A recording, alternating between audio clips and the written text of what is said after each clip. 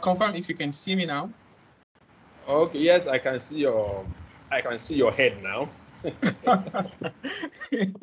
I guess you can see me fully now. Yeah. It's great. Oh, okay. Hi, Mr. Dr. Michael. Good afternoon.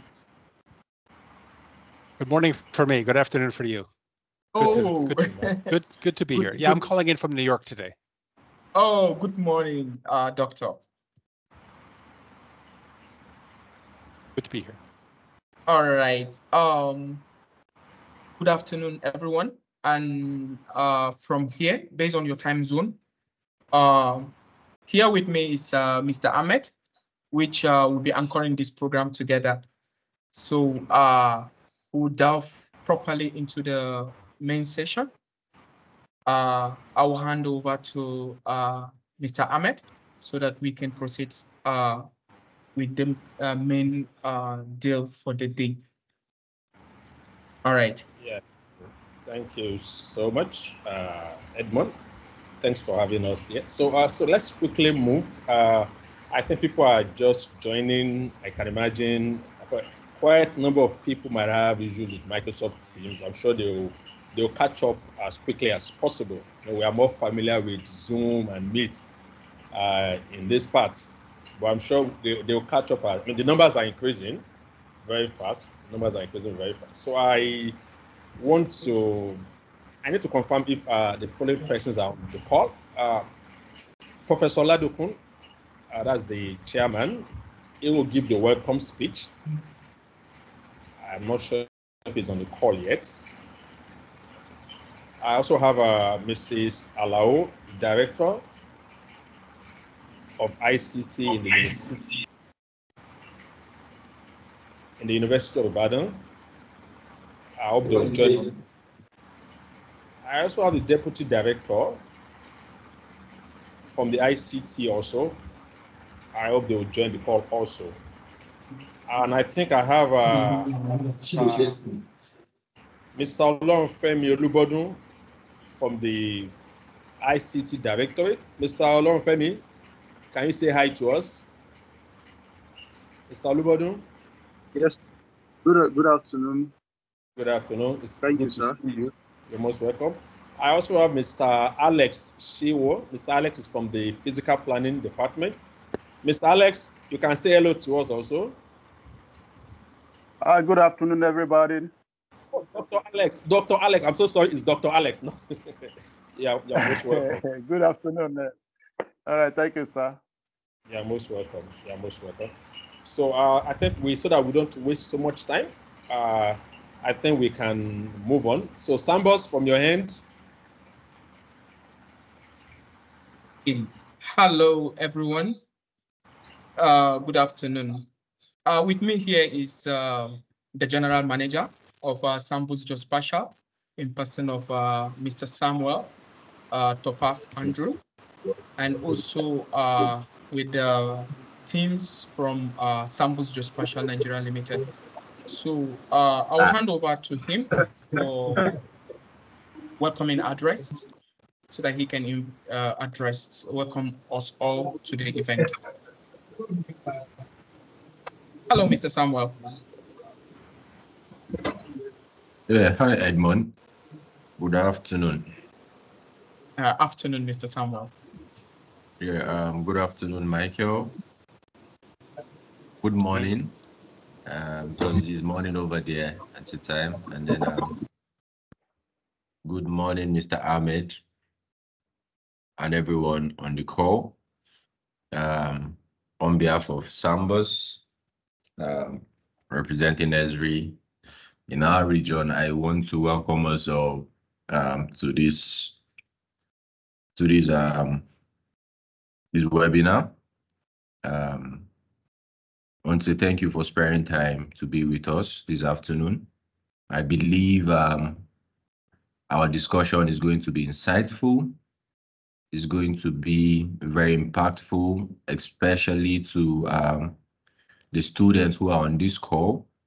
We believe that this call would bet something great with the use of GIS in and around the universities in Nigeria, to see how we can spread the culture and the knowledge and bridge awareness on GIS.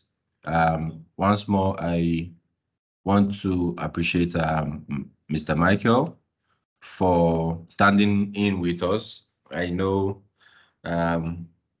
you initiated the discussion, and I really want to appreciate, because for us in Sambus, I believe it's a long time coming.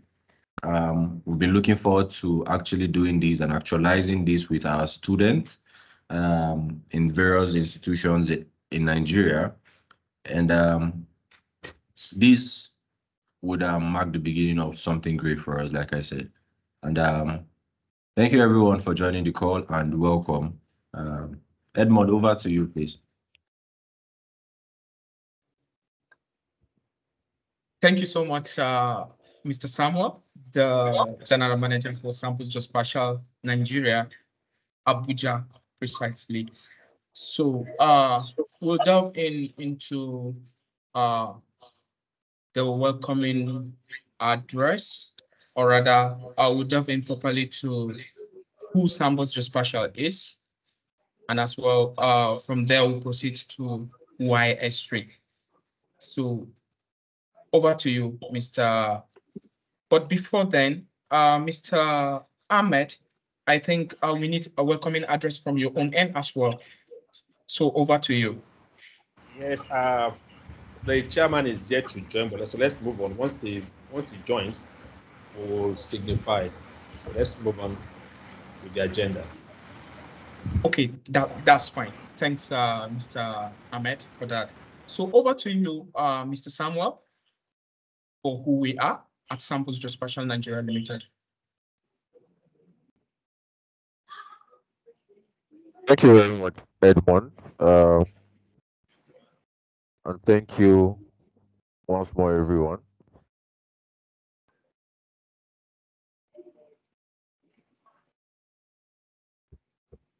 Sambus Geospatial.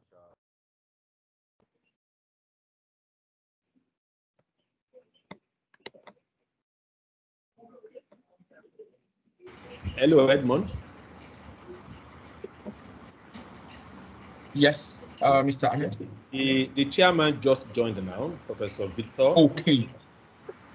Yes, he So just joined now. I think, okay then, before Mr. Samuel presents, then I think the chairman should welcome us, then before we proceed. So thank you so much. I want to welcome the chairman, Professor Victor Ladokun. Is the chairman of the board of IT in the University of Ibadan, and he has been the founding members driving this initiative in the University of Ibadan. So, my chairman, you are welcome on board, sir. Thank you, sir. I hope you can hear me. Yes, sir, very clearly, sir. Okay. I want to welcome everybody to this program on behalf of the Vice Chancellor, Professor Adibowale, and also the Deputy Vice Chancellor Reeves. Both of them are unavoidably absent. The Deputy Vice Chancellor, Research, Innovation and Partnership, Professor Bamiboshe SAN, actually specifically mandated me to give her apology. She is representing the Vice Chancellor in another event, while the Vice Chancellor is away in Abuja for a university assignment. Interestingly, the Deputy Vice Chancellor admin is also away at this point, and so it just happens that the principal officer, the four of them, are just engaged at this point, away from Ibadan. So she actually expressed her apology, and but also say I should let you know that the university is right in support of this initiative, and want to express that we are here. And so let me start from that note. I want to welcome the Director of Items also, Mrs. Alao. So we are glad. Good afternoon, sir. Thank you, Good afternoon, ma'am. And I want to appreciate our partner, the CEO of GIS Academy, GIS Konsult, Mr. David Afolayan. You know, we have a very strong tradition of university industry collaboration.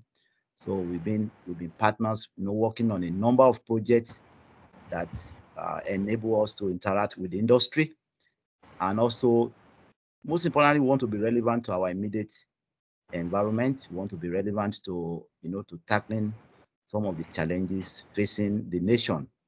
And our idea is that the best way to do that is to have very strong collaboration with industry. And so the GIS Consult is one of our most reliable partners in the industry. And I want to appreciate Esri, who has been very generous and very supportive in giving us access to some of the state-of-the-art technology in geospatial science. You know, everywhere we go and we mention that we are being supported by Esri, having access to some of the most sought out licenses in GIS. You know, it's very, very, we are always very, we are very proud of that relationship. And so on behalf of the Vice Chancellor, also want to express our deep appreciation for Esri, especially the Global Director. You know, we have written in the past expressing, you know, our appreciation. I remember shortly after COVID, the Vice Chancellor himself has to personally write an appreciation letter, you know, to Esri Jack, and expressing, you know, it was a personally signed letter of appreciation, because we know what we will be paying if we are to be paying for those licenses, and giving us access to those licenses, we believe is a big demonstration of CSR on behalf of. We want to assure them that, we want to assure our partner in Esri that you made the right choice by partnering with UI. What you are doing is that you are helping us building the next generation of human resource, of manpower. UI is the premier university in Nigeria, and one of the most ambitious university you can find in Africa. We are very committed to producing next generations of leaders. So every investment you put into UI, you're actually creating ambassadors for Esri, because all our students that are exposed to your product, I can assure you they are student men for the top, because some of the smartest minds you will find on the continent of Africa are in UI. So we are very glad that you are partnering with us. So on behalf of the Vice Chancellor and his management team, we want to say thank you for this partnership, and I have their authority of the authority of the management to tell you that we are in this together, that the university will make sure that this relationship is sustainable and is mutually beneficial to all the partners. So again, thank you all. Let me stop here. Thank you so much, Prof. Oladokun. We really appreciate that welcome speech. Thank you so much, sir. So, Edmond. Yes, Mr. Ahmed, thank you so much for that wonderful, Prof. We really appreciate your time for welcoming us all. Just to note that, yeah, can you hear me? My director has also joined, which is my reporting line. That's my director. She has also joined the call also. Hey. Ms. Sabina Lao. Hello, ma'am. Hello, Mr. Larewaju. Good afternoon, everyone. It's a pleasure to be here. I'm glad to be part of this. Thank you very much. You're welcome, ma'am. Thank you, ma'am. You're welcome, Doctor. Okay, so all right, Mr. Ahmed. Yeah. So let's move on to Yeah, Sambus. can I proceed? Yes, you can. You can. Oh, okay, lovely. So also, we'd like to welcome other universities who are joining us today, in likes of Gombe, Maiduguri, Sokoto as well. The program is not limited just to University of Ibadan alone, but other universities to tap from the blessings, let me put it that way, so that they can also have that awareness on the modern GIS. Thank you so much once again. I'll hand over to Mr. Samuel so that he can present on who Sambus are. Mr. Samuel, are you ready? Yeah, thank you, Edmond. Okay. Over to you now. Should I stop Okay. sharing or you can proceed?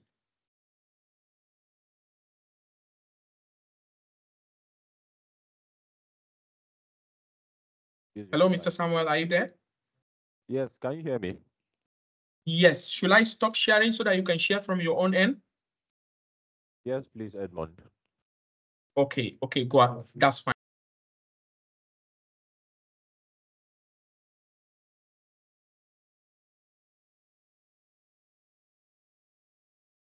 Please confirm.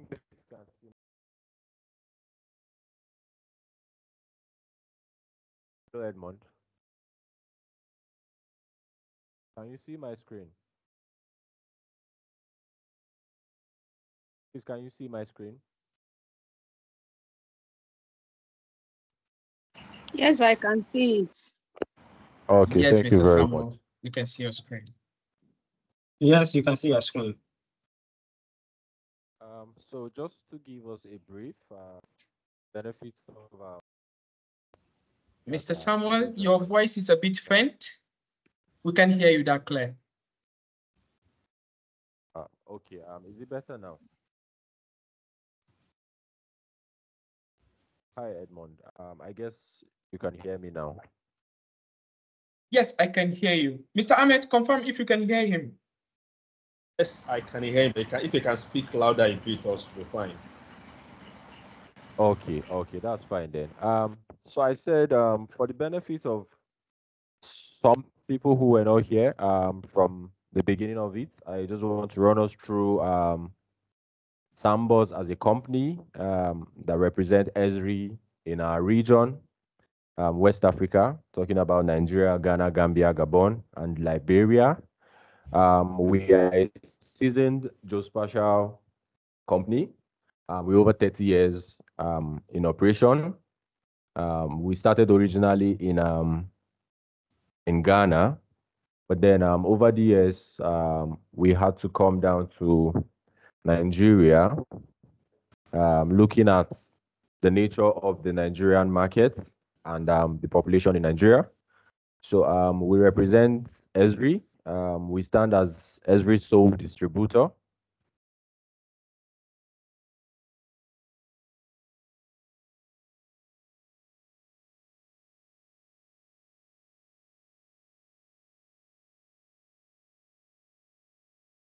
Hello, Hi, can Mr. you hear me, Samuel. please? Are you still there?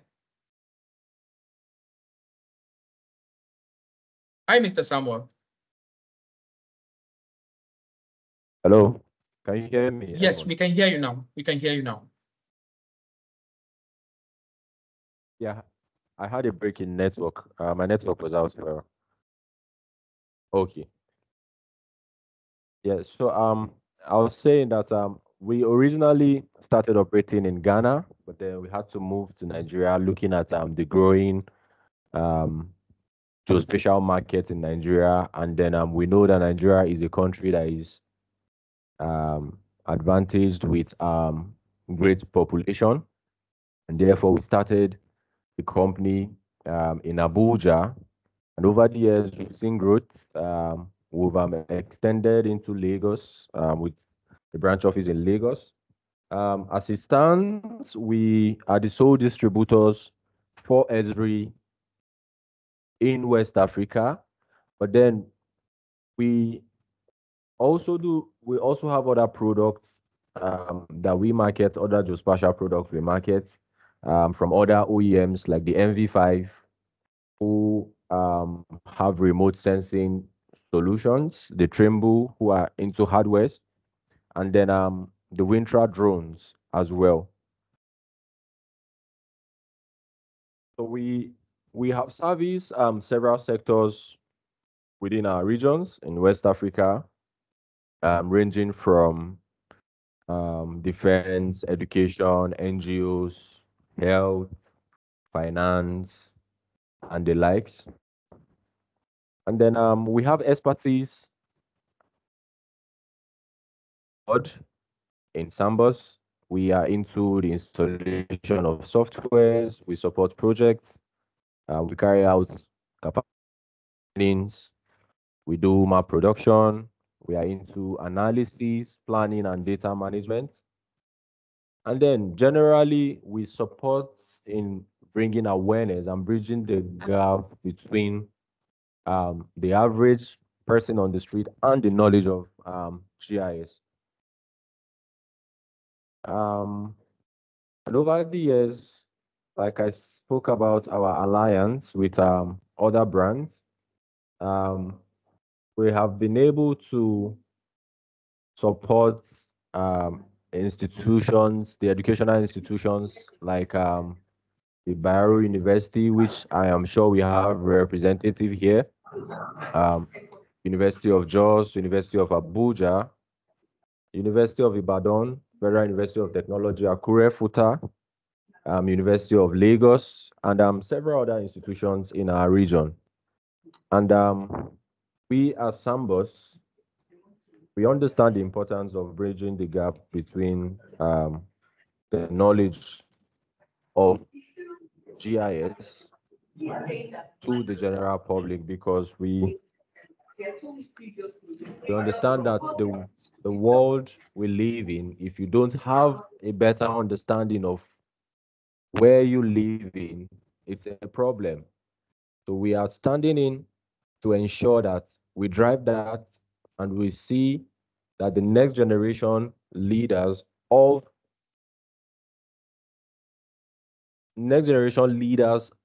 and the users of GIS are being incubated into the system as early as possible, so that once they are out into the labor market, they are equipped with the necessary and the relevant knowledge and information they need to be able to champion the growth phase of GIS in West Africa. And I believe that is basically why we are here today, and that is what Sambus represent. Thank you, everyone. And Edmond, please, over to you. You can share your screen from here. Okay. Thank you, Mr. Samuel, for that introductory parts where you listed some of our who we are and who we are, the countries we are representing, and as well some of our missions and our visions. Thank you so much for that. Before we proceed, Mr. Ahmed? Edmond? Yes. So in the absence of anything, I think we will proceed with why Esri. Unfortunately, the presenter today is representing Esri at Ghana, which she is unavoidably absent. But in the absence of that, Mr. Michael, or rather, I'm sorry, my pardon, Dr. Michael Gould will be presenting on why Esri in that regard. So I think before that, we would like to present, or rather to state who today is our presenter. We need to introduce him properly as our presenter for today. So, Dr. Michael? Dr. Michael, are you there? Yes, can you hear me?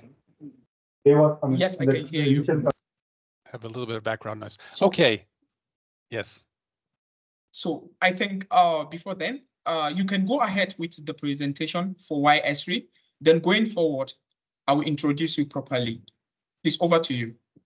Excellent. So thank you everyone for being here this afternoon. It's my pleasure to be calling in this week from New York. Normally I would be in Spain, which is where I have my home office and where I've been working for Esri Inc., Esri International for the past 15 years now.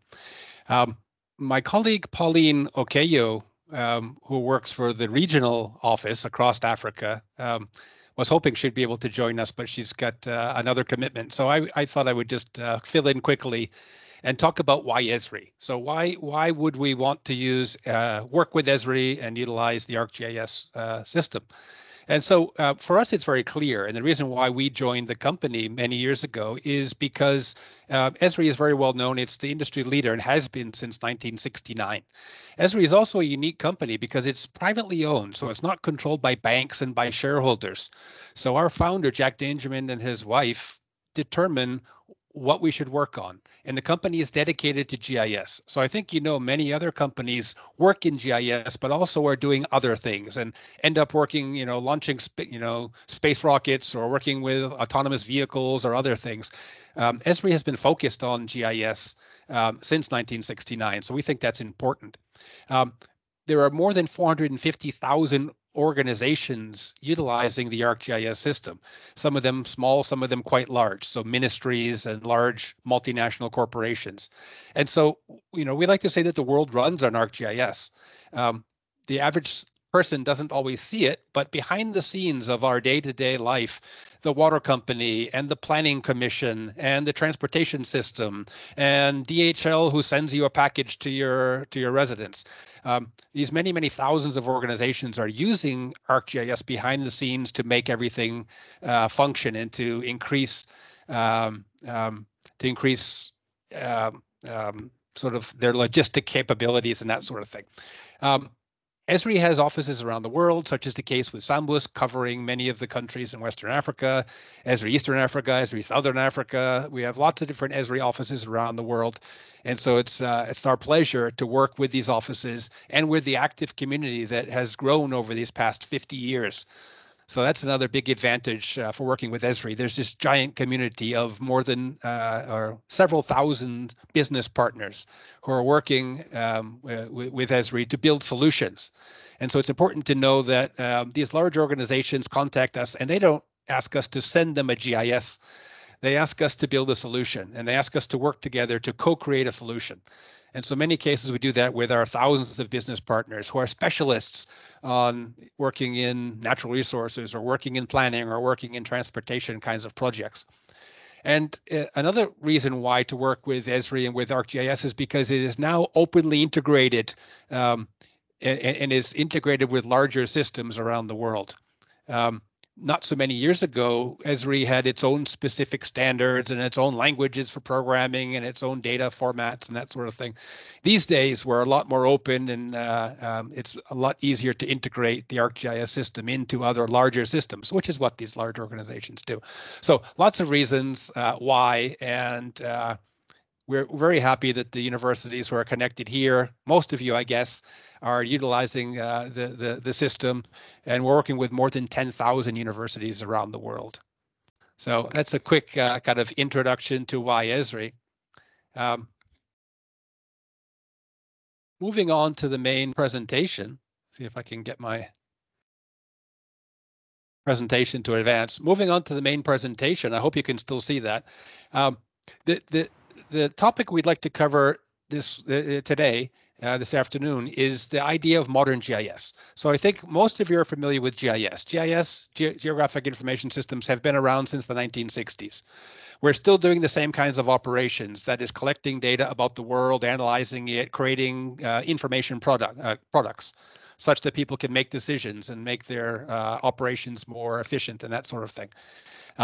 So as I mentioned, I've been with Esri for about 15 years now. I've also been a GIS professor in Spain since 1997. So I've been teaching in a master's degree program in Spain, international master's degree program, and we teach modern GIS. So many of our students, including some very good Nigerian students who we have every year, we have two very good Nigerian students this year. These students come to us in many cases already having had a GIS course, But I teach them a modern GIS course, and I think in many cases they're pleasantly surprised because they see a new vision of GIS.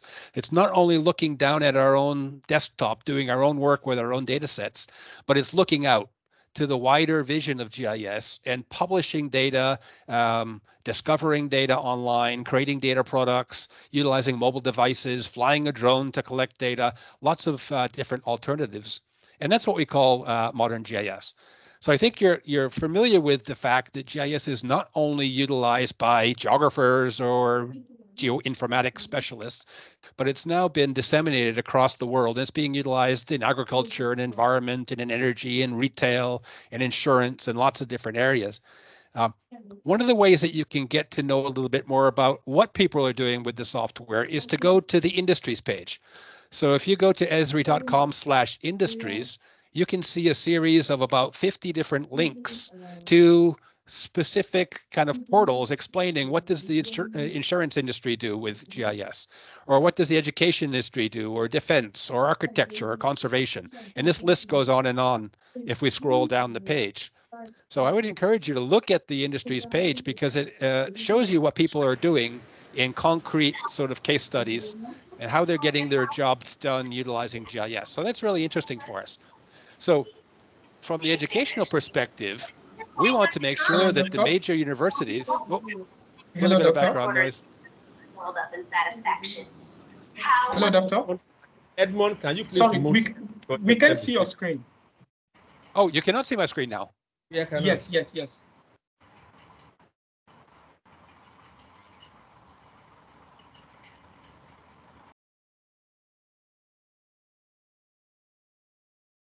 Mute Lovely. Michael. We can see now.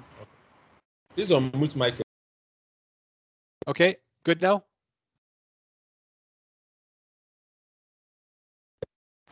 Good. Yes. Okay. So sorry about that. So here's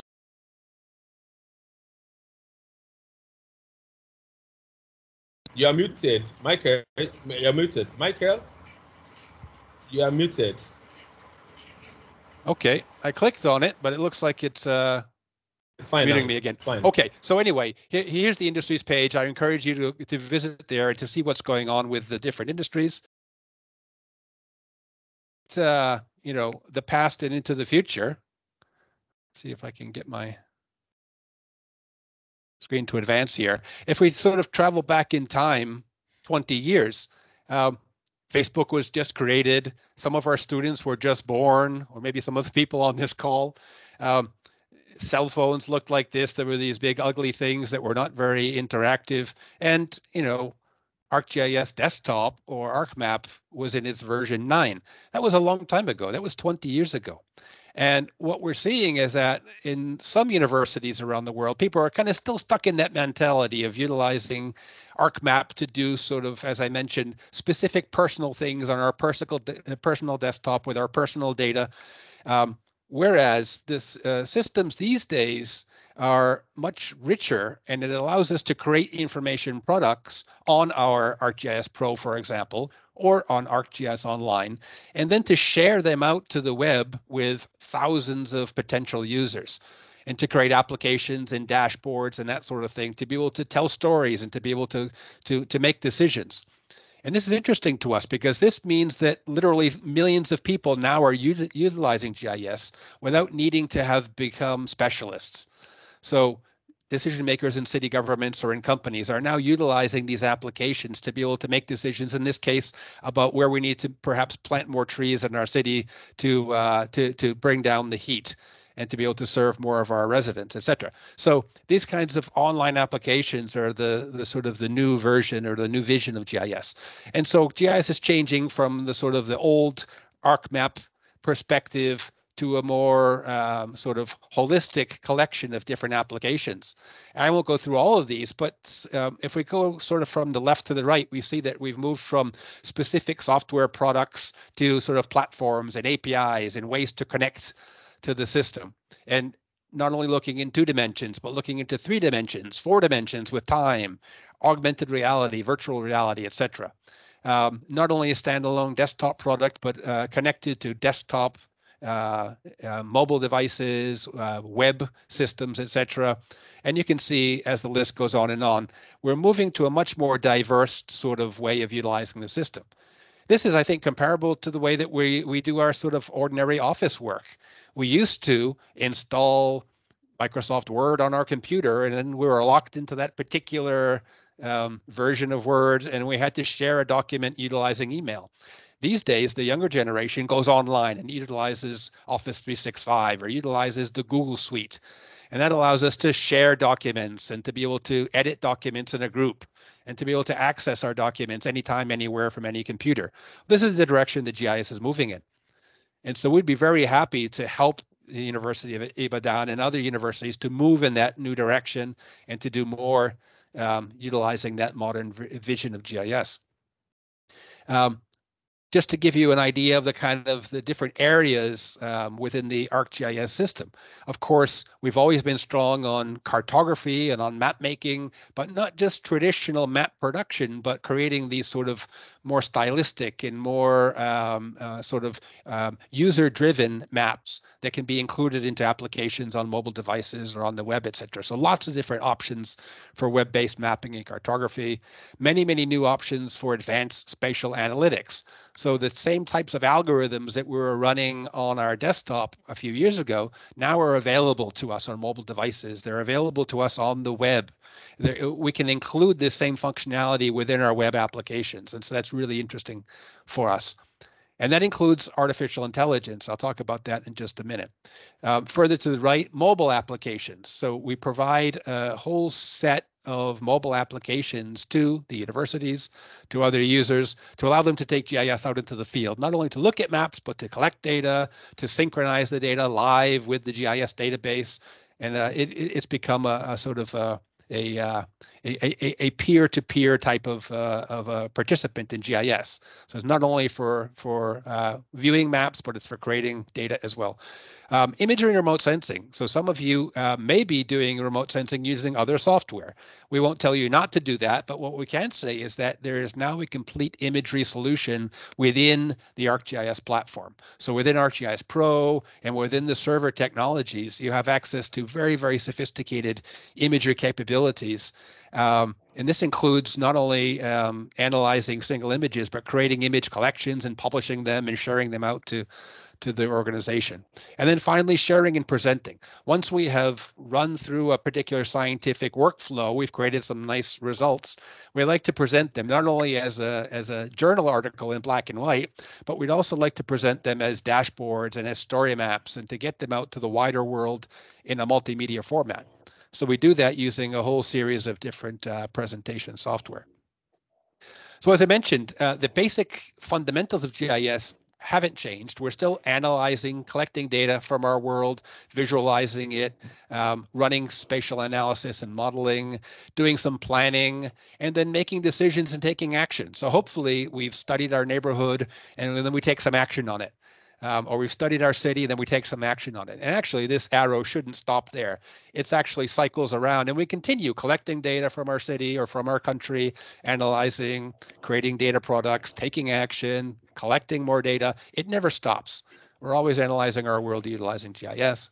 So that hasn't changed. What has changed is that now GIS brings in data sources from all sorts of different areas. And we're kind of borrowing technologies and data from the analytics world and from the CAD world and from the engineering data and the building information model world and from the remote sensing world. And we bring in real-time sensor data that may be collecting vibrations from bridges or temperature or any kind of variable from real-time sensors. Citizen engagement. So we've got people in the field who are contributing geographic information on their mobile devices. And so that's really interesting for us. And we'd like to see universities take better advantage of all these different opportunities, not only sort of analyzing one particular image or one particular map, but bringing in data and integrating it is, I think, really exciting. And it makes the learning environment even richer. In terms of cartography, you can do some pretty wacky, far out things. with the styling systems, you can create all sorts of different artistic looking cartography, three-dimensional cartographic animations and simulations. You can do some really interesting, visually appealing things in 3 dimensions, and bringing in data from real-time sensors showing traffic or showing contamination or showing any kind of phenomenon on the maps.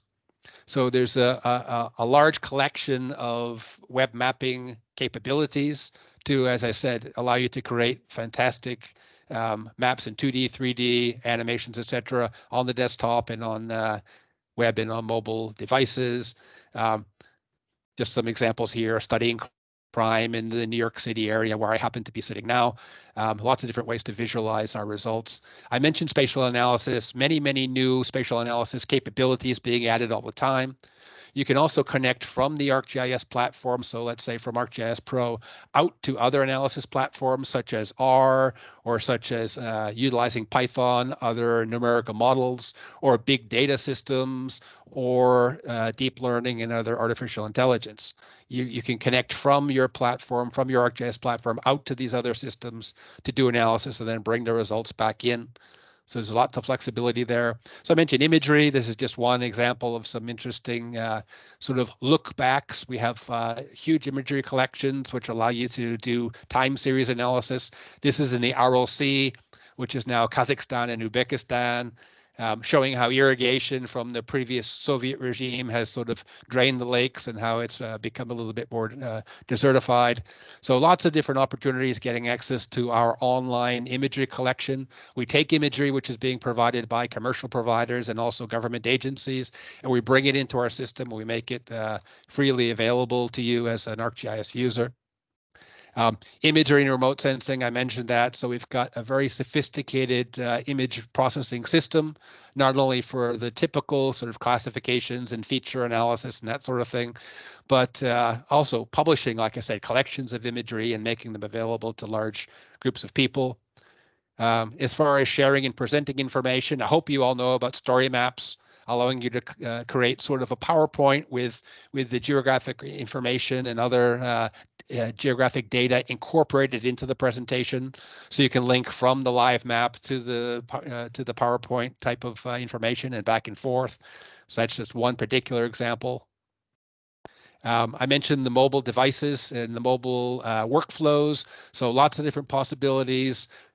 Our users are in the field all the time collecting data about natural resources or about conservation issues or maintenance issues if it's an electrical company or a water company, for example. And as I said, synchronizing that new data into the database as they're walking in the field. So we have a whole series of different applications. They're available to you at the university. So we would encourage you to take students out into the field and do field work and be collecting data, taking surveys in the field, asking people for their opinions, doing geological mapping, all sorts of different possible applications there.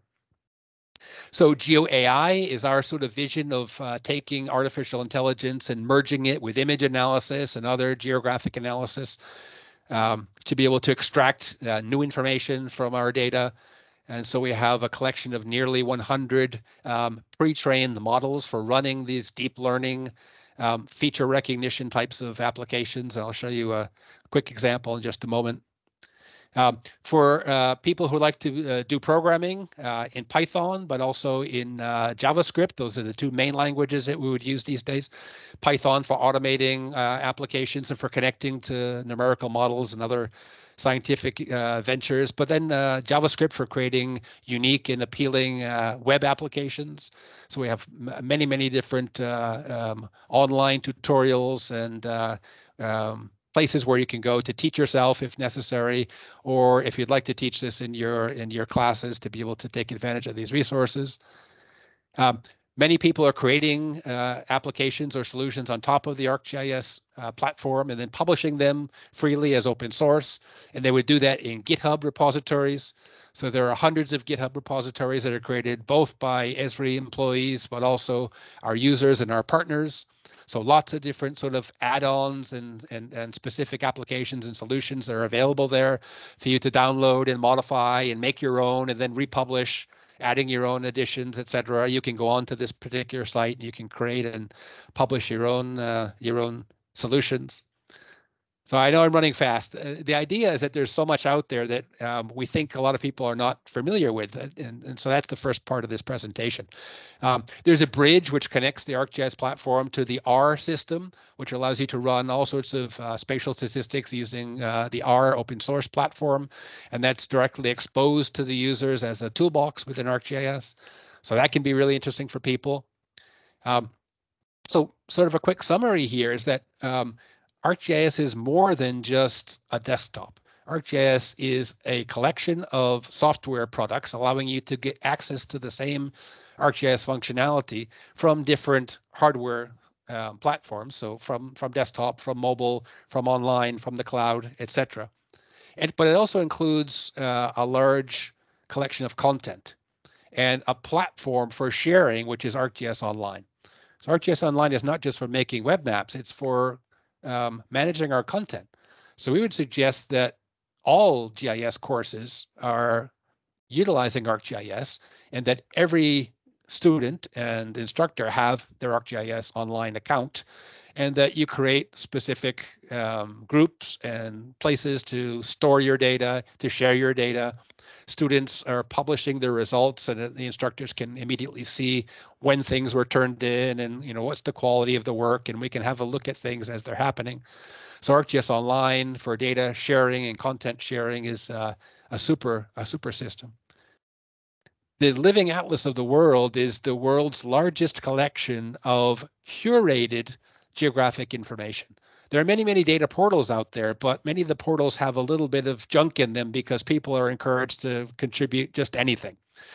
This Living Atlas of the World has an automated curation process. So you're encouraged to contribute your data, your Nigerian data, for example, but it would go through a QA process sort of automatically, and it would indicate that you need to add some metadata or you need to fix something.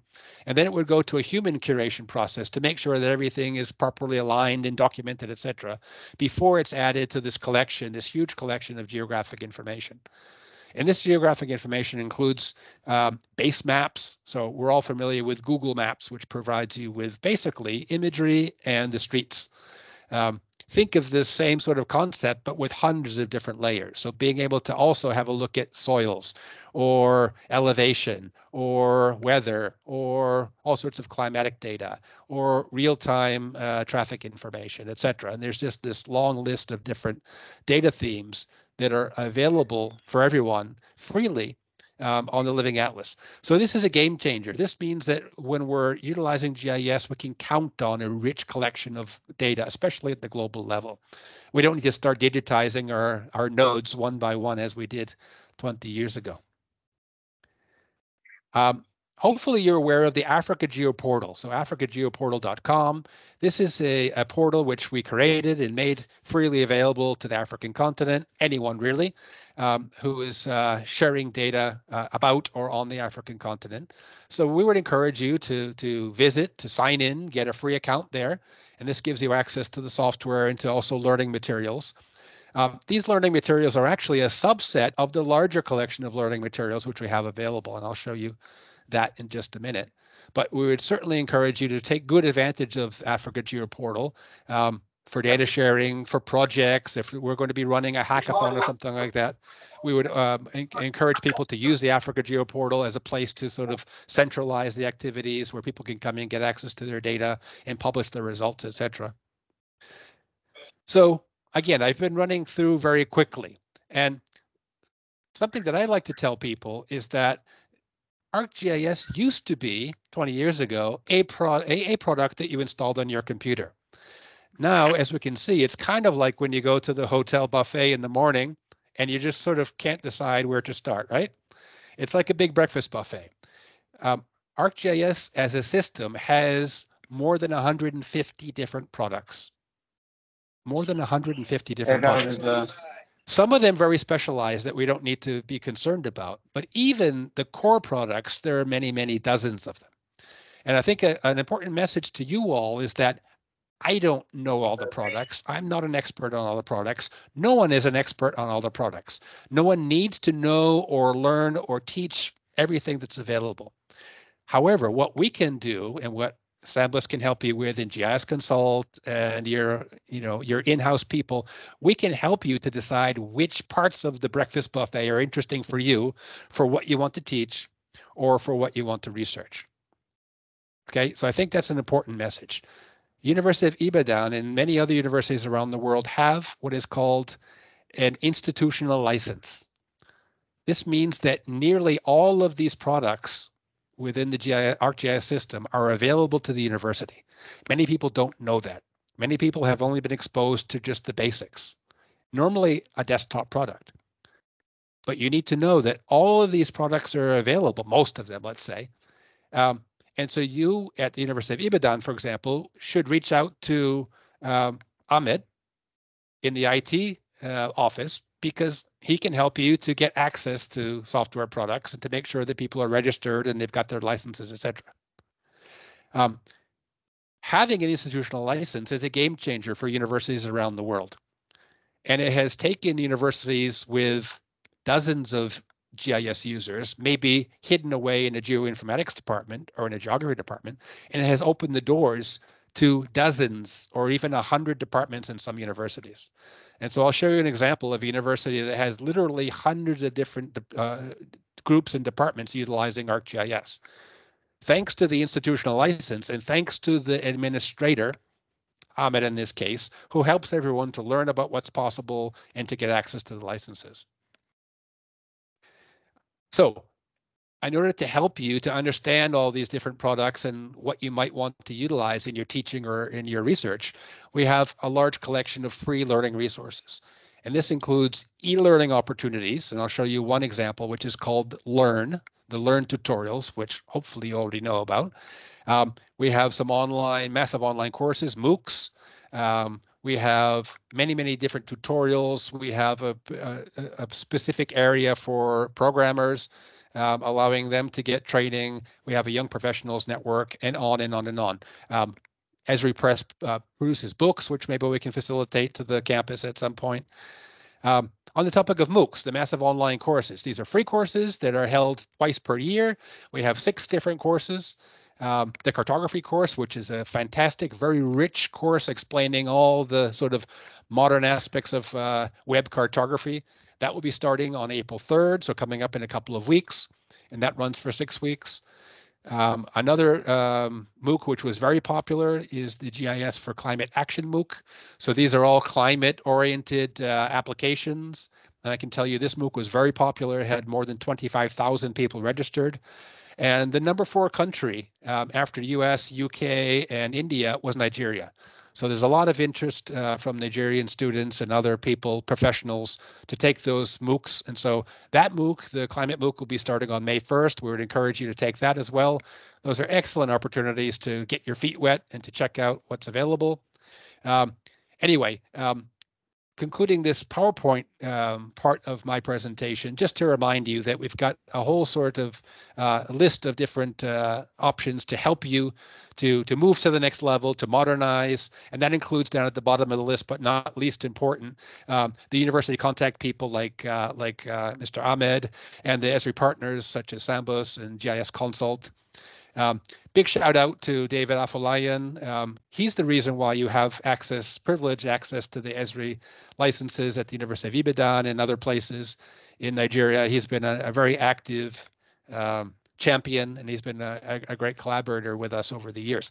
Let me quickly switch to the web and show you a couple of these things live. I know we don't have a lot of time.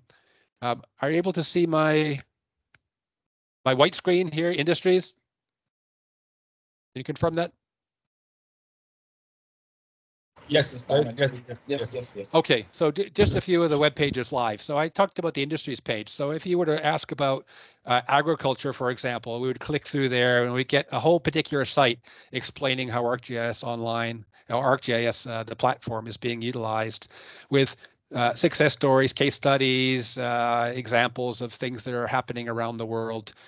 including a lot of precision agriculture with flying UAVs, etc., as you can imagine. So just one example of the many, many different industries. So again, I would encourage you to get to know these and then to try to figure out how would we be teaching at our university such that students can graduate and go and work in these different industries, right? This is basically a roadmap for careers. And so it's interesting for us to keep an eye on that. The education website, so if we search for Esri Education, you'll find this main education website. And this is just to show you that we've got different profiles, including materials for educators, specific materials for researchers, specific materials for Ahmed and his colleagues who are doing IT support, who have to know about how to connect people and how to create accounts and that sort of thing.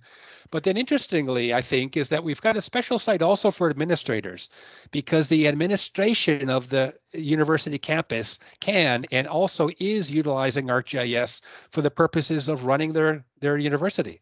So they're utilizing ArcGIS for their transportation system, for their safety and security system, for their utilities, for their gas and electricity and Wi-Fi coverage and all that sort of thing. So we've got a whole site here with examples about how campus operations are being run around the world utilizing the ArcGIS platform. So if I go to instructors, which might be of interest to some of you here, or educators, it's called, I'm sorry. So if we go to educators, just to let you know that here on this site, we have a series of sub websites for GIS across the curriculum. And this is just to remind you that GIS is being used, and ArcGIS specifically is being utilized not only in geography or in geoinformatics, but it's being utilized in public health or in the business school or in engineering and lots of other places. So we've got some specific websites. Here's one explaining this modern GIS concept, which I've been talking about here. But also specific site for people who are teaching imagery and remote sensing, specific site for spatial data science or business or engineering or urban and regional planning. This is one that my team just created, which is for climate studies. So for people who would like to, people who are teaching climate science or would like to include more climate examples in their GIS exercises, here we've got a whole series of examples about what people are doing and how to get access to different resources and tools and data. So that's just one sort of quick look at how diverse things can be, and we hope that they will be at all of the universities around the world. This is the modern GIS webpage, which I just talked about. So it goes through some of these ideas that I just expressed and shows how universities around the world are moving to modern GIS, teaching in more departments, doing more innovative things, using more parts of the ArcGIS system. So that might be interesting to have a look at the modern GIS webpage. So I mentioned some of our sort of superstar universities.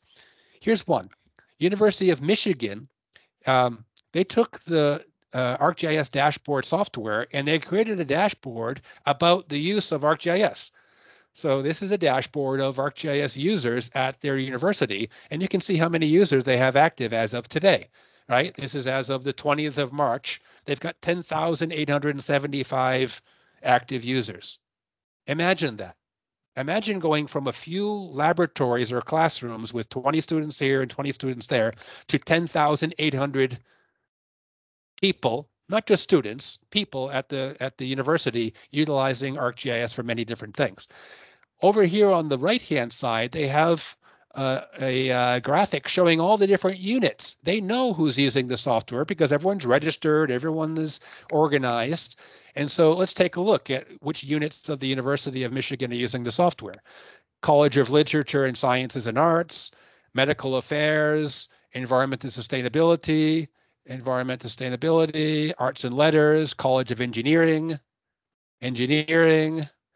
Student Affairs, Medical School, Architecture and Urban Planning, School of Business, Public Health, Social Research, Public Health again, Information, Education, Health and Human Services, Innovation and Technology, ITS, which I guess is the IT, different IT organizations, Public Policy, Graduate Studies, and it goes on and on. There's this long tail of, a few users here and there who are experimenting with the ArcGIS system. This is the beauty of making it globally available to everyone on campus, is that people can start experimenting and they don't have to be necessarily hardcore users. They can just experiment to create a story map, to do some simple analysis, to create a nice map. So this will be our objective for the University of Ibadan. We know that you've been good users over the years, but we'd like to move up to the next level, right? We'd like to get into the into the Premier League, right? And to be collaborating, at the same level as some of these other big universities around the world. And so that's what we'd like to help you to do, is to move to these new departments, new software opportunities, etc. I mentioned the Living Atlas of the World. So the Living Atlas of the World is a big data catalog. So I'd encourage you to Google that and have a look. I searched on imagery, and we've got all sorts of different collections of imagery here. What Esri does is we source data from companies or from government organizations around the world. And in some cases, we bring the data in and reformat it and make it perfect, let's say, for the ArcGIS user. In some cases, we allow it to stay where it's being hosted, and we just point to it. And we have this other organization hosting the data. If we look, for example, see here, we've got Sentinel and OpenStreetMap and all sorts of things. If I look at multispectral Landsat, this is a huge collection of Landsat data, which I think you're familiar with. How much Landsat data? All of the Landsat data, going back 25 years. We've got the entire archive of Landsat data here. It's being hosted on Amazon Web Services. And as it's updated, we update it as well. And this is globally available to you. So we can go to the map viewer, or we can bring it into our ArcGIS Online, or we can bring it into our Pro instance. And I can look for Ibadan, and we can kind of zoom into any place, and we can have a look at the imagery. And it may take a few seconds to arrive. It's being hosted outside, right? So this is not something that we've downloaded. It's being hosted. And we can, change the transparency, and we can add this imagery to any of our studies that we might be working on. But not only that, we can go through and we can run different processing templates. So we can say, I don't want to just look at the raw imagery. I want to look at color infrared, or I want to look at surface temperature. And it goes through and it takes my window of my view window, and it reclassifies it, right? And it runs that algorithm to give me what I'm looking for here. And we've got all sorts of different ways to process the data, NDVI for vegetation, et cetera, right? Huge collection of data which is available. Also Sentinel-2, also other imagery collections. So this allows us to bring that into our applications and not have to be downloading gigabytes of data. We can leave it where it is, where Esri is hosting it for free. Another quick example here. Let's see if I can jump to the tab. I mentioned the Learn collection of tutorials. So learn.arcgis.com is a collection of more than 200 online tutorials freely available to you. You utilize your university license, and you jump in here, and you can filter on products, for example. So I'm looking only for tutorials that are using Pro, or I'm looking only for tutorials that are using ArcGIS Online, and it filters that. I can filter by language. It's probably not an issue for you, but things like Spanish and French and Russian and Chinese. So many of these tutorials are multilingual. I can look for particular topics or levels or regions. So topic, for example, I'd like to look at only those that are looking at let's say sustainable development, and it shows me a whole bunch of tutorials that are on sustainable development. These are typically 40 minutes, an hour, short little tutorials to get you up and running.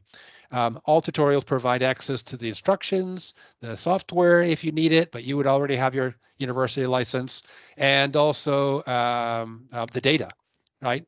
So this is an interesting option, not only for self-learners, but what I do in my GIS course is I say to my students, okay, I'm not going to teach you the basics of ArcGIS. You're going to learn that on your own, right? Because our classes are run partly, face-to-face and partly homework. So as homework, you're going to go here and you're going to teach yourself this course, that course, and the other course. You're going to come back and you're going to show me that you have done these courses, and then we're going to move on to the more interesting, more applied topics. So this is a really interesting way for instructors to offload some of the basic kind of button pushing and to have their students teach themselves some of these things. And it's also a great way to experiment. If you think you'd like to do a little bit of deep learning or a little bit of 3D cartography or whatever, it gives you a chance to kind of jump in and do an hour here or an hour there. I mentioned the Africa Geo portal. Again, we would encourage you to log in like I've done here. So I've got my user here, and this allows me to get access to learning materials, specific learning materials that are of the African continent. It allows me to also contribute data, to get access to geospatial tools, including some of these other applications that I talked about. So I can get access to my survey 123 and go into the field to take a survey, or I can make a dashboard. I can do certain things. Just a caveat that we want to be careful. If you've got an Africa Geo portal account, that's great. We love that. But be careful not to mix things that you're creating and publishing between your university account and your Africa Geo portal account. We wouldn't want you to mix those up. So there are sometimes you would want to do it with your university account. Sometimes you would want to do it with the Africa Geo portal account. But this is a great place to come for data or to contribute your own data and to be able to work together on various projects. There's an open science website, which we'd encourage you to visit, which talks about all sorts of different types of science. And so things like weather and climate science, ocean science, solid earth science, social science, and this notion of open science, of openly publishing your results and making all of your data available. We support that in lots of different ways. So that's a very interesting website for you to check out. And I'm finishing up here. For developers, a specific website to allow you to become a developer and to get a free developer account to start creating some of these applications that I talked about. So that's one way to go. If you don't want to do it through your university account, you could do it this way and get access to ArcGIS Online credits to create some web maps and that sort of thing. And there's lots of training available here within the documentation section. There's all sorts of different tutorials for programmers. I mentioned GeoAI and the deep learning modules. There is a collection of about 100 different really trained models to allow you to, for example, take imagery and extract, as we can see here, extract buildings or extract palm trees or extract elephants or, lots of different things that you might want to do. This website here talks about the different models that are available.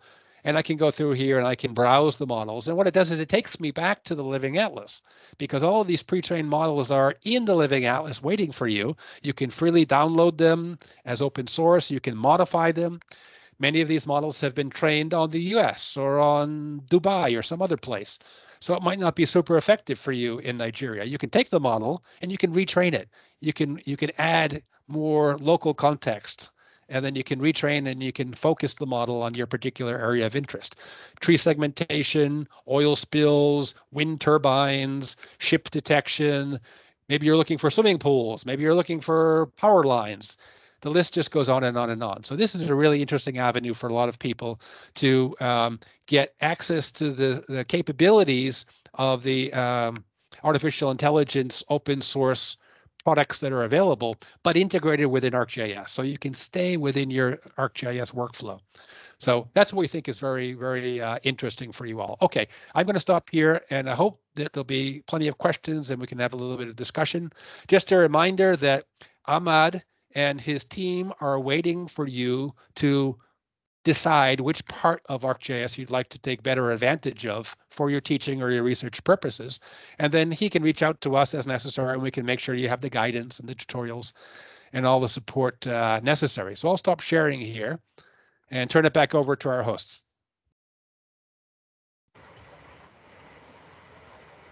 Oh, Edmund. Yeah, Mr. Ahmed. That was mind blowing. That was almost like a recorded session. It was actually live. I thought it was a recorded session. This is really awesome. Great. This is really awesome. At some point, as he was presenting, I saw him displaying some the kitchen aspect. That captures my attention. I thought we would have a lunch at this presentation. This is quite awesome, Dr. Michael. Thanks a lot. Yeah, it's great. I think so. We move to question. I mean, people have a lot of questions they want to ask. I know people have a lot of questions they want to ask. So it's question time. So we'll maybe you can summarize, because I'm not sure we'll have time for every question, but maybe you can summarize. And certainly I would like to get to any of the questions that are applicable to lots of people, right?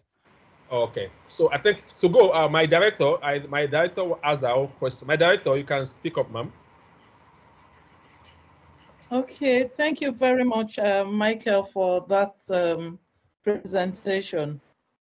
Since you want to summarize, I don't know whether we should just type it or I should go ahead and ask my question. Yeah, please go ahead.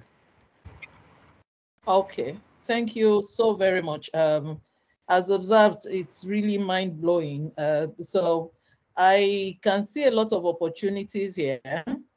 I'm particularly intrigued by the modern GIS concept, and we'll be exploring that in detail. My question, when you were presenting the dashboard of the University of Michigan, I was wondering if this has to do with the number of users. We don't have up to 10,000 users yet, close to 3,000 users. Olanrewaju, am I correct? Yes, ma'am. Yes, ma'am. So I don't know, is this related to the number of users?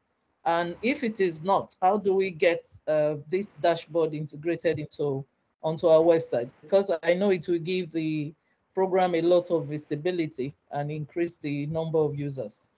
Then the other one is about the learning materials. Since we have license as an institution, is it possible to subscribe as an institution rather than individuals? I'll give an example. We had something close to this with Coursera, and all we had to do was to provide our domain. So anybody with that domain name is allowed to register on the platform. So I want to know if we have that sort of arrangement, or individuals we need to subscribe to the resources.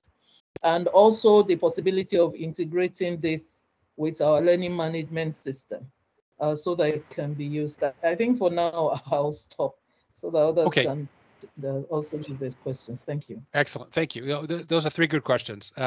Regarding the dashboard, this is a software platform that's freely included in this system, and we can show Ahmed, if he's not already done it, we can show him how to set up one of these dashboards. It's essentially just sort of a graphical interface which allows you to visualize your own data any way you'd like. So you decide, we want a map here, we want a bar graph here, we want a pizza graph there, we want a big number showing up here, and you decide how you'd like to show your various data points.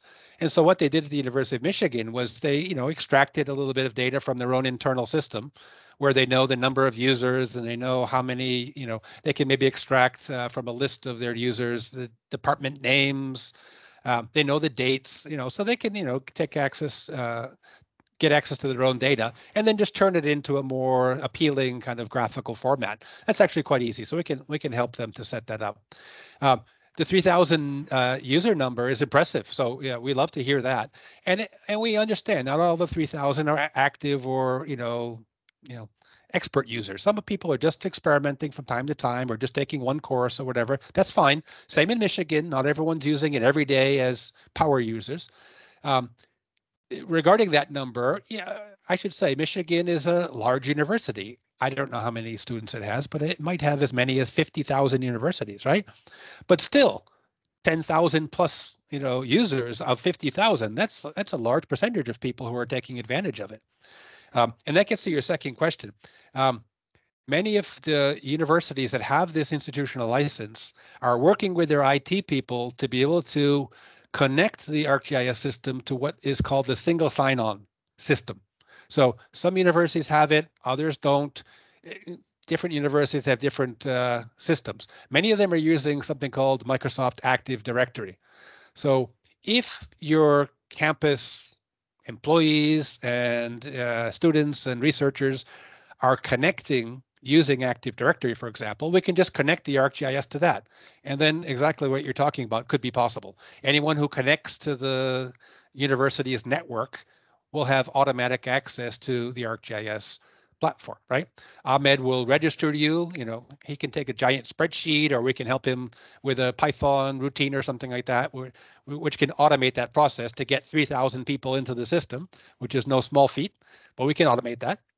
And then any of those 3,000 people who log into the university system in the morning will get access to their storage and their email and then their ArcGIS automatically. So that's definitely possible, and we can talk about that. That's been one of the secrets to getting thousands of users, right? When people have to jump through hoops to get the software, well, then it doesn't grow very fast. But when it's made easily available, you'll be surprised how the 3,000 users becomes 5,000 overnight when people start learning how easy it is to get access to it. Regarding integration to the learning management systems, the LMSs, I can say it's not super tight. However, there are people who are integrating what they're doing with ArcGIS into the learning management systems. I use Moodle. Our university uses Moodle, which is a very popular system. It's free. I don't really worry about having things directly integrated because I can always include a link within my Moodle. And so I can tell my students, here's the explanation, here's a link to get your data, here's a link to get access to something on ArcGIS Online or something on the ArcGIS Living Atlas or whatever. So normally we just kind of link out to things and we have them hosted somewhere else and it's not an issue. So that's really not a big deal these days. But good questions. Thanks a lot. Yeah, thanks, Dr. Michael. So Nwachukwu Uzomaka, you can ask the question. Are you ready? Yes, I am. Good morning, good afternoon, everyone. Dr. Michael, thank you for a very interesting lecture. Ahmed and the team at University of Ibadan, thank you for providing the avenue to learn. I have two questions. One is associated with my dissertation plan, and it's actually deals with digital mapping. So I'm thinking about how to make use of the Esri GitHub interface that you mentioned, and I'll probably need a little bit more information on that. And then the second one is, since I deal with historical data, and I would be interested at looking at issues associated with climate change. I was wondering if there is actually an Esri database on historical data like tree cover, temperature, heat, distance, and all of that. And that's because last year I found it difficult to find one, and the one I found was an NCD file associated with the UK climate database. Now, I found out that there are restrictions to using NCD files on Esri ArcGIS Pro, and those restrictions, even when I tried using R to descript it and get the data content itself, I also found issues dealing with such restrictions. So I don't know if there is another database that has a different type of data that could be accessible for researchers like us. Thank you. Okay. Yeah, so good question. It's a specific question, but it actually pertains to a lot of people these days because, as I mentioned, more and more people want to start working on climate issues, even if they're not climate scientists. So the answer is yes, there is a lot of climate data available. The good news is that a lot of the climate data are available globally. So you mentioned things like tree canopy cover. We can extract that from a satellite image, right? So we don't have to have that previously stored. You can get access to, let's say, imagery from the European Space Agency, which has very sort of medium resolution, nice resolution imagery. And you can utilize a particular algorithm, basically clicking a few buttons to extract the vegetation. You can figure out which of that vegetation is tree canopy cover, and you can extract that, and you can determine how many pixels or what's the area of tree canopy cover in a city or in a state or something like that. So that's something which we would extract sort of freely and easily from a satellite image. You can also extract heat. Ground temperature from satellite imagery. So I showed, the example of the Landsat imagery. The most recent Landsat satellites, bands 10 and 11, allow you to get access to heat, right? Ground temperature. So you can extract that directly from the satellite as well, right? So you can sort of zoom into your area of interest, and you can determine pretty quickly, extract, doing a quick classification, extracting the heat from from your area of interest and extracting tree cover. And then you ask, okay, where is there lack of tree cover and high heat, right? And then you get access, hopefully, to some kind of demographics, and you ask who's affected by that, right? We've got heat, we've got lack of tree cover, and then we've got people. So hopefully you've got access maybe to some census data or something like that, and you can ask, who's affected or how many elderly people are affected or whatever. So that's a very common workflow now, is doing urban heat index mapping. And I would encourage you all, if you are interested in that, to please contact me about that, because we're working with international organizations around the world, including UN Habitat, including the Group on Earth Observations, and the WMO, the World Meteorological Organization. Many of these organizations are interested in doing heat mapping. And it used to be quite laborious. Now we can make a lot of the data layers available in the Living Atlas, and we can make it very sort of painless and fast. So we've been doing a lot of that heat analysis around the world. And so that's actually an interesting example that you asked about. The more specific you get regarding your area of interest, the tougher it gets, right? Because then we have to sort of flip the question back on you, right? We can't provide all the information from your neighborhood. You need to go to your city. Is your city providing it? If not, what can we do, right? So there's a give and a take, right? We can provide lots of global information. We can extract some fairly nice local information from imagery. But in some cases, you need to go in situ. You need to go out with a monitor or a cell phone or something and collect data regarding temperature or, I don't know, crime or whatever. Sometimes you need to get out into the field and collect the data yourself. But we can incorporate, all those data sources. We can get all the data sources in together. You also mentioned GitHub. GitHub is a place where we would normally share the code, right? The programming code. You can share other things too with GitHub. You can share a PowerPoint presentation. You can share lots of things on GitHub, but it's made for sharing code and for programmers to kind of mess around with each other's code and add something and then contribute back to the collection, etc. You can do that if you'd like. But with ArcGIS Online, you can also do, I think, what you're trying to do, which is to sort of take in some data sources, produce some kind of interesting scientific results, but then you can publish those results back out to the world, because ArcGIS Online allows you to determine who you're sharing with.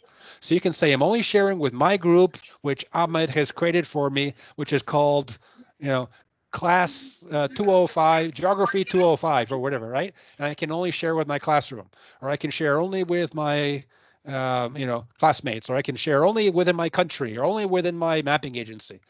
Or I can click a button and say share with the world. And then all you need to do is get the, the email address, basically, or the internet address of that resource, and you can share that freely with everybody. And everyone can just go online and they can access your results and your data. So those are two good ways, right? Either with GitHub or with ArcGIS Online. Thanks a lot, Dr. Michael. So we'll take the last two questions. Muawiyah Sani, are you back on the call? Muawiyah? Okay. Okay. Can you hear me? Yes, I can hear you. Good afternoon, everybody. Good afternoon. Thank you, Dr. Michael and Dr. Ahmed, for bringing the avenue to us. The seminar is really informative and very useful to us. My question is, I am opportune to participate in Esri's climate this thing that happened last year. So I have gone through the course and I have learned a lot. So my own question here is, after the course, the access to ArcGIS has been closed, and I want to practice what I learned for my students, as well as my personal research. But I am limited in terms of that. So what I'm trying to say here, in essence, is that how can an individual, not an institution, an individual have a subsidized access to the GIS, so that we can practice what we learn? Dr. Michael, if you get my question. Yes, sure. And I don't know if are you at the University of Ibadan or a different university? Where No, are you located? I'm an individual from Bayero University, Northern Nigeria. Okay, and so I mean, normally the answer is that we get our licenses from the university, right? So I don't know the situation exactly with the university. University of Ibadan has this institutional license, right? And so that's where we would like to get with all the universities around the world. Because right? my institution is not registered. Well, so we could talk about that. So please contact me through Sambus or through GIS Konsult, and we can talk about that. Because that's the answer for most universities around the world, is that they would give access to their students and to everyone, and then they would be able to take advantage of the different training opportunities, and they would always have access to that license. So we'd like to make that happen, but we want to make sure that it's properly managed and everyone is using it correctly and all that. And so we're working sort of university by university to make that happen for sure. Another opportunity is to make use of the personal use license. So there's a personal use license that can be downloaded and has a cost associated to it, right? And it's, I don't know exactly what the cost is in Nigeria. It's not cheap, but it is cheap for people who want to make good use of ArcGIS. That's for sure. It's a fraction of the cost of a commercial license. And so if people would like to continue doing things at home, continuing to learn, that's a very good option. Another option for using ArcGIS online is to use the Africa Geo portal. So the Africa Geo portal is giving you access to ArcGIS Online and to some of those other mobile applications to create dashboards, to create survey 1, 2, 3 surveys, etc. So that's another opportunity. But I should say, the objective of the Africa Geo portal is not to sort of get around university licensing. We would want to reach some kind of an agreement for university licensing. And we want people to use bona fide licenses, of course, right? We know a bunch of people around the world are using cracked licenses, but that makes it difficult for you to share what you're doing and to get support and to take advantage of some of the interesting options that I just talked about. So that's why we want to make sure that we're getting everyone on bona fide licenses. Thanks so much. And the final question, Saeed Ojolowo, that's the last question we can take for this session. Thank you very much, Michael, for the presentation. Now, my questions actually related to the last one, because majority of us are already aware of the capability and ability of GIS. But in the area of applications, and you have rightly answered the last person. So, but if you can also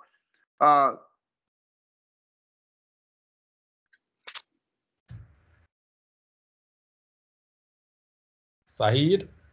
Oh, we lost him. Guide us, sorry. Can you hear me, please? Yes. Can you hear me? Now we can, yes. Yeah. Where you can just short programs on how to download most of this data, subject it to some analytical models in ArcGIS, and also something like that. It would be better. Just short programs that people can actually carry out the analysis themselves, like the vegetation index. Somebody asked the other time how you can do the analysis, then interpret the results. So I think going to that level was help us in applying GIS for most of solving some of our spatial and spatial problems. Thank you. Okay, so can I ask you, Saeed, what are you studying? What's your area of interest? Urban and regional planning. Urban regional planning. Okay, see, that's important for us to know, because your question is a good one, but it's difficult for us to provide sort of specialized solutions for every person around the world, right? That would be millions of people, right? But however, if we know that your interest is urban and regional planning, then we can point you to that particular area, right?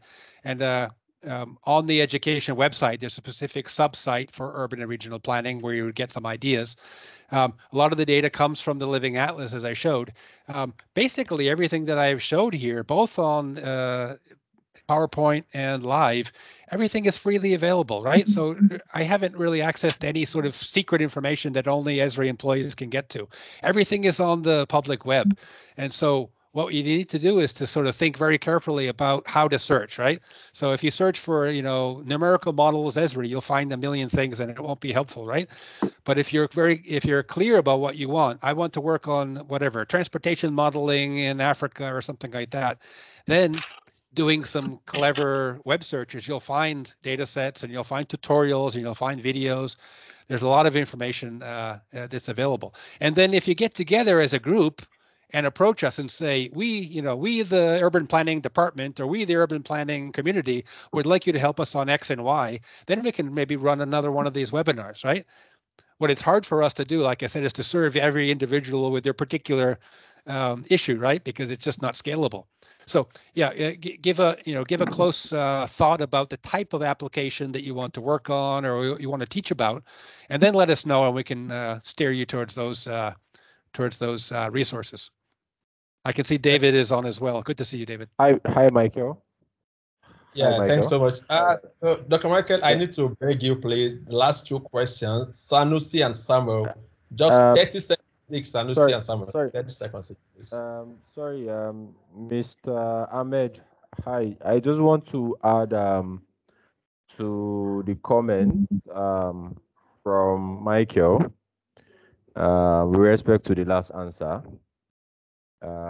This Sambus GM, by the way.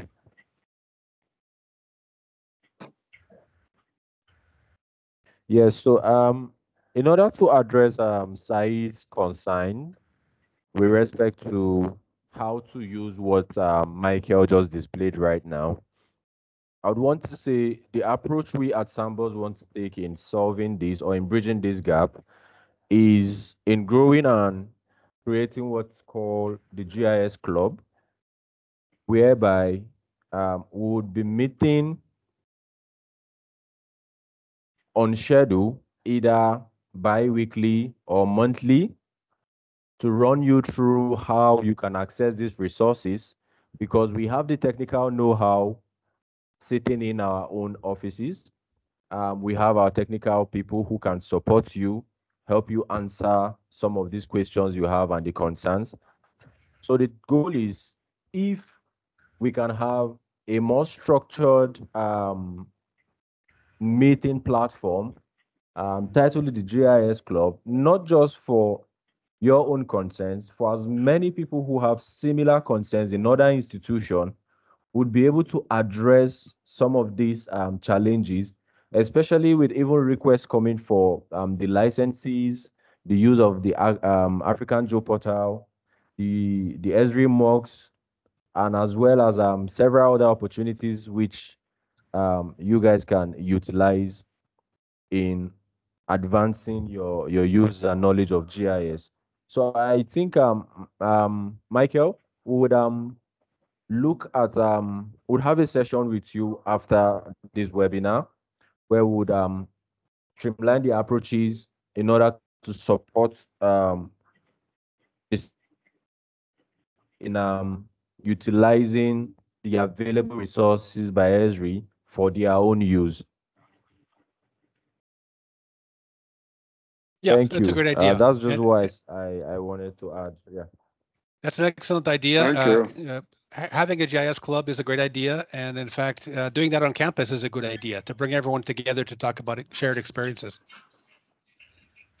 Thank you so much. So the last question, Sanusi, can you be quick with that? 30 seconds, Sanusi.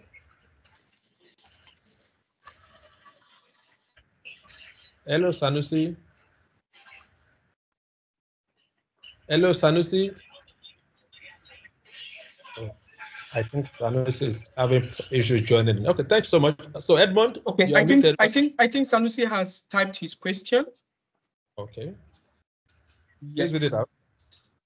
So pardon me, let me go through it.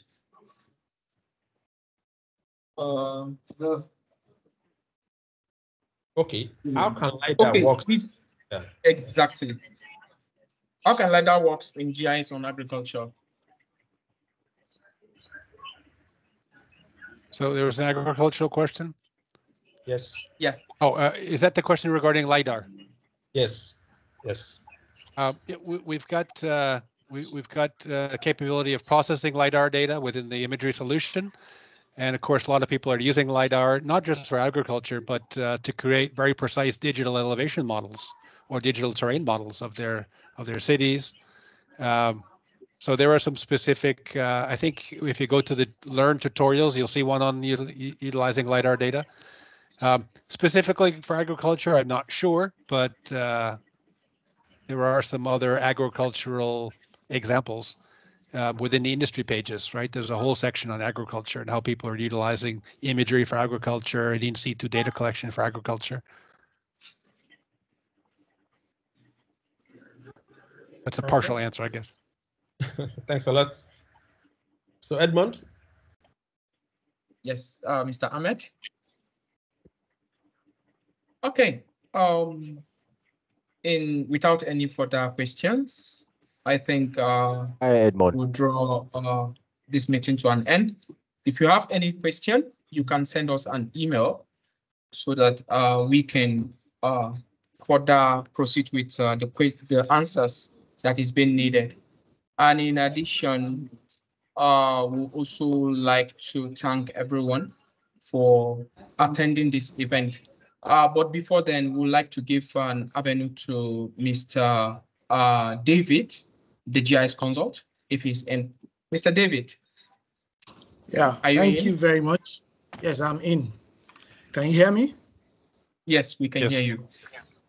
Okay, yeah. Thank you, Mike, for this very insightful presentation. No, this is excellent. I believe today marks a landmark for education and indeed is a proof of the global vision of Esri for powering sustainable development across Africa and indeed our world. Well, I look forward to a time soon when we can showcase some success story from the University of Ibadan and other beneficiaries of the Esri Africa grants who have been using this software licenses for different solutions in their communities, such as the use of the location-driven intelligence healthcare service by the University of Ibadan for its staff and students. There's also the ongoing spatial capture and recreation of ancient civilization in the city of Ile-Ife. There's also the documentation of the historical heritage of religious buildings in the city of Ibadan. You know, this among several projects are really hands-on application of GIS, leveraging on Esri licenses that they have. And there are lots of applications and solutions that have been developed by students and even faculty of the University of Ibadan for solving problems in the community. Well, this is evolving, and there's a lot of accolade that is coming to the University of Ibadan because of this. One of such is coming from the World Bank and also from the state government and several industry players. So I hope that this webinar that we've just had will serve as a catalyst for a result-oriented approach for the use of Esri licenses to all participating universities across Nigeria and indeed Africa. I'd like to use this opportunity to say a big thank you to Esri for your amazing support, for making this resource available to students and staff for education across Africa. I'd like to also particularly say thank you to the Deputy Vice Chancellor of the University of Ibadan. I'd like to say thank you to Professor Ladokun. I'd like to say thank you to the Director of Items. And I also like to say thank you to Mr. Ahmed, who have provided an enabling platform at the University of Ibadan. I'd like to appreciate Sambus for enabling all of this in the University of Ibadan, also across the Nigerian universities and also indeed across Africa. And for everyone that has joined this webinar, I'd like to say thank you. Thank you for your time. We look forward to the impact and result of this deliberation. Thank you very much. Have a great day. Thank you, David. Thank you. Mr. David. Thank you to all the organizers. Thank you once again. Yeah. Mr. Ahmed?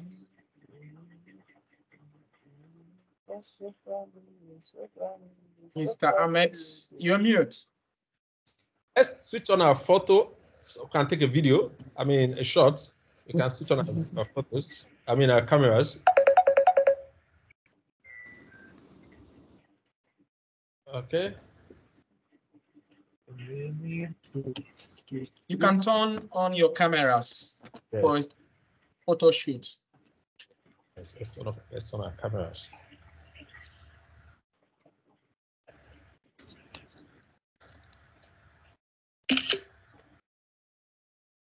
Turn on your cameras, please. Everybody, Everybody, please.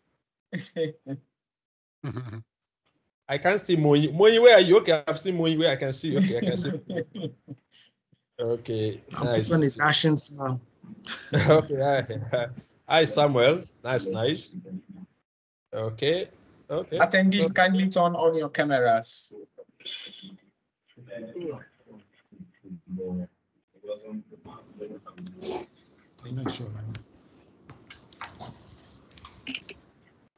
Okay. So thanks a lot.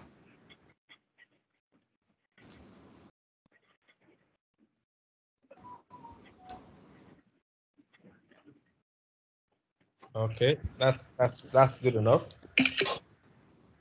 Thank you so much, everybody. All right, Mr. Ahmed.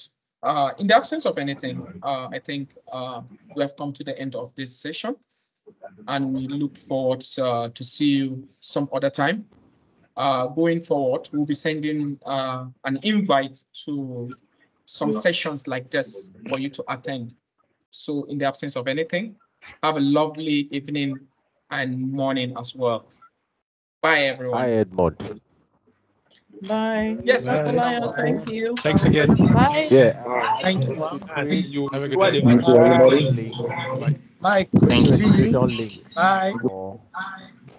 Thank you, everyone. Mr. David and Mr. Ahmed, and the other contact, so that people who want to register for the GIS club can quickly just register. Okay. I think we can roll out a form on that, Mr. Samuel. Yes. We can form on that. Yes. We can share the form I think across. a form will do well. So it's just a straightforward form. The university, department, name. I think we'll pick it up from there. Yeah, that's fine. Because we need to utilize the numbers we have on this platform today to push the vision moving forward. It's all right. So thanks a lot. So yeah, Edmond, thanks a lot. Thank you, Mr. Ahmed. Thanks, Mr. Ahmed. Thank you. Thank you so much. So Edmond, when am I coming to visit you in Lagos? I'm in Abuja. Oh Hopefully my I'll God. be coming to Lagos. Okay, I think I should be in Abuja sometime end of the month. So I promised Moyi I was going to come. I promised a long time ago I was going to come to the office, but I'm Been sure expecting you. No problem. Been expecting you.